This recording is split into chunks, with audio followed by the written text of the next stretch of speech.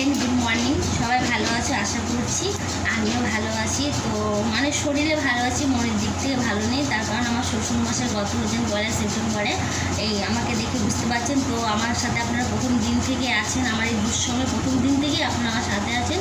তো এটা ভেবে আমার খুব ভালো লাগছে যে আপনারা কেউ আমাকে ভুলে যাননি। তো বাট বলতে গেলে আমার শ্বশুর শাশুড়ি কেউই নেই, আমার হাজব্যান্ড পুরো একা হয়ে গেল। তো কি বলবার কিছু বলার নেই। এই দিনটা সবার জীবনে আসবে, তো সবাইকে এই দিনটা সামলে যেতে হবে। তো আমার ছেলে স্কুলে গেছে, স্কুল এসে ঘরে কোনো কাজ নেই, কারণ আজকাল বৃহস্পতিবার, আজকাল মালসানা কি বলে সেটা করা যাবে না। তো আমাদের 3টে করা হয়ে গেছে। তো কালকে শুক্রবার, কালকে একটা করব। তো আমাদের কাজ হচ্ছে 10 দিনে, মানে শনিবারে হচ্ছে আমাদের ঘাটকোণে কাজ হবে। তো কাজগুলো কমপ্লিট হয়ে গেলে আমি মন্ডে থেকে আবার ভিডিও দিতে পারবো। তো আমি ঘর ছেড়ে পাশের ঘরে এক দিদির সাথে গল্প করছি, সময় কাটাচ্ছি আর কি। শুয়ে বসে থাকতে ভালো লাগছে না। কত ঘুমাবো বলেন, কত ঘুমানো যায়? বেশি কি ঘুমানো যায় বলেন? কোনো সুস্থ মানুষ বেশি করে ঘুমিয়ে থাকতে পারে না।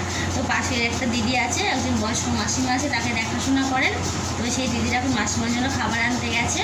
তো আমি সেই ঘরেই বসে আছি, বসে গল্প করছি। আমার হাজব্যান্ড ঘরে আছে, ও ফোনে কাজ করছে। তো ছেলে আসবে 2টোর সময়। তো রান্নারও কোনো চিন্তা নেই, কারণ ছেলেও আলু সেদ্ধ ভাত খাচ্ছে, এবং আলু সেদ্ধ ভাত তো ঠান্ডা খাওয়া যায় না। তো আসবে 2:30টার সময়, আমি 2টোর সময় রান্না বসিয়ে দেবো। তো বন্ধুরা, এই অবস্থায় আমি কোনো ভালো করে শর্ট ভিডিও দিতে পারছি না। এই পোশাকে কী করে আর শর্ট ভিডিও ভালো করে দেবো বলেন? এটা তো আমাকে করে থাকতেই হবে যতক্ষণ না আমার শ্বশুরমশাইয়ের কাজ কমপ্লিট হচ্ছে। তো বন্ধুরা, আপনারা আমার পাশে থাকবেন, এই যেমন করে পাশে আছেন ঠিক সেইভাবেই পাশে। আপনারা প্রথম দিন থেকে আমার পাশে আছেন, এটাই আমার খুব ভালো লাগছে।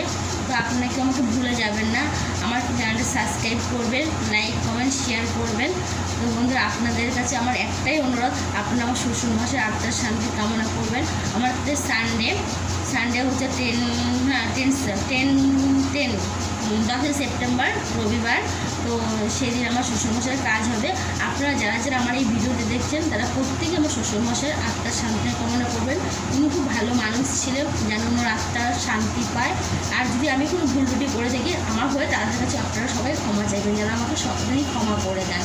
জ্ঞানও তো আমি তার সাথে কোনো অন্যায় করিনি, আর সেটা আমার মাথাতে কখনো আসেনি, আমার পুঁথিগত শিক্ষাতেও নেই, আমার ফ্যামিলির শিক্ষাতেও নেই। অথবা আমি যদি কোনো ভুল করে থাকি, আমি তো তার কাছে ক্ষমা চাইবো। প্লিজ আমার হয়ে বলুন, আপনারাও বলবেন যেন আমাকে তারা ক্ষমা করে দেয়। প্লিজ বন্ধুরা, আপনারা সবাই ভালো থাকবেন। বাই।